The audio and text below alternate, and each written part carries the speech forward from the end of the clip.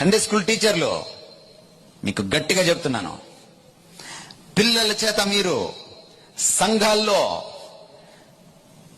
దరిద్రమైన డాన్సులు వేయించడం మానండి. మీకు శ్రమ, దేవుని ఉగ్రత మీ మీదకి రాకముందే మానండి ఈ విషయాన్ని. మీకు శ్రమ. మీరు కొరియోగ్రాఫర్స్ కాదు. మీరు కావాలంటే కొరియోగ్రఫీ చేసి రండి, ఒక కోర్సు. సొంత కొరియోగ్రఫీని సృష్టించండి, మిమ్మల్ని మెచ్చుకుంటాం.